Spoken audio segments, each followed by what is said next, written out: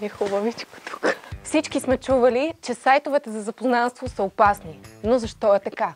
Това е тема, която беше пожелана в коментарите и днес реших да поговорим за това.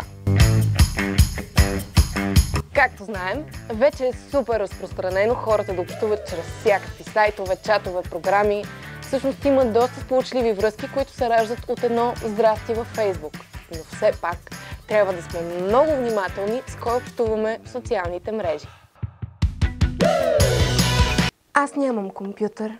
Предпочитам старомодния начин с писането на писма или пък случайна среща в библиотеката. Това е истинската романтика. Аз имам профили навсякъде. Колкото по-разголена снимка сложиш, толкова повече лайкове събираш. Първо, избирайте предпазливо. Ако сте решили да си направите профил в такъв сайт, използвайте най-популярните, в които се знае, че е една идея по-безопасно и които най-малкото няма да заразят компютъра ви с вирус. Второ, когато си правите регистрация, сложете възможно най-малко информация за себе си. Точния ви адрес, ЕГН, телефонен номер или банкова сметка не трябва да знае никой, освен ако вие сами не пожелаете да ги дадете. Трето, не се притеснявайте да блокирате или репортнете някой, ако нямате желание да общувате с него. Особено ако си имате работа с столкър, това е единствения вариант да се отървете. Ако все пак сте решили да се срещнете с някой от сайт за запознанства, подсигурете се, като кажете на приятелите си или родителите си, че имате такава среща. Освен това, вие изберете мястото някъде, където да има много хора и място, на което сте били.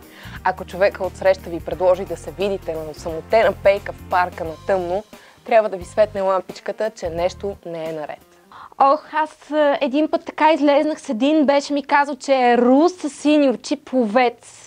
Пловец друг път, по-скоро работеше като тюлен в зоопарка. Никога не вярвайте 100% на хората, с които общувате в тези сайтове. Фалшив профил е едно от най-лесните неща, които могат да бъдат направени за няколко минути.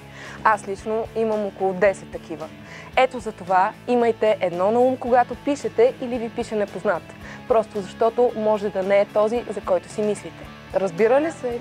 Имаш 10 профила. Ема аз казвам, че фалшиви. Защото искам да ме харесват хората. Не, аз нямах предвид, че имам 10 профила, които аз сама съм си направила в социалните мрежи, а просто някакви други хора си правят профили с мое име и снимка и пишат на хората. Аз не съм психопат. Не съм.